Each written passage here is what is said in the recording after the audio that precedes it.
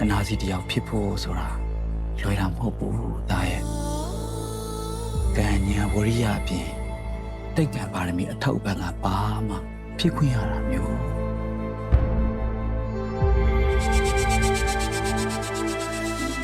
ဒီပါလေဒီဘက်ကိုမေးကြလေဒီကပုံကြီးပါလာမယ်ဟေး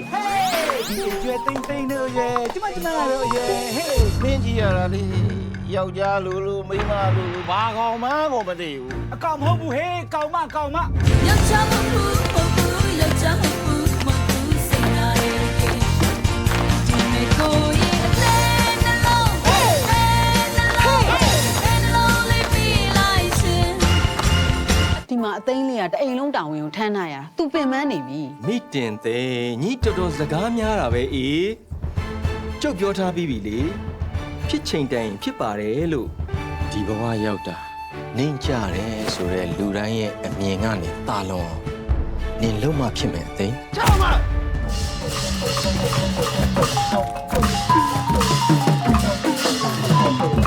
ဒူလေအေးရဲ့ ဒီနေ့အစားပြီးတော့ကြောက်ဦးလေးနောက်လာရတာကြီးခမောင်ကြောက်ကိုယ်တိုင်တပ်ပြဖို့ဝင်မလဲဘူး ကထဲတော်သူ့ရံကိုကြောက်လို့လုံကြုံမေထဲပြီးခေါင်းဦးထဲမှာထဲဖွက်ထားပါတယ်ဘယ်ချိန်တော့ချောင်းနေလည်းမသိဘူး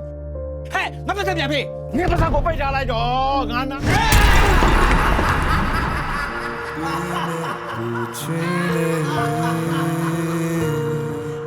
နေအောင်မြတ်တဲ့မလင်းလဲရင်နေကိုရှိတဲ့လောက်ပြန်လင်းလင်းလဲစေပြီနာရာရေလုံးမငါကြောပြကူခံလို့ပါရမည်လေတခြားဘဝတွေတွေ့မေစချင်ကိုခုတီမမောဘူးလေပြောတော်မိနေဘူးလေပဲလေ တဘောမတူနိုင်ဘူးလေ နောက်ကတော့ဘာဖြစ်လို့လဲသူတို့ကဘာလုပ်နေလို့လဲ တမီးနဲ့သူ့ကိုမခွဲနိုင်ဘူး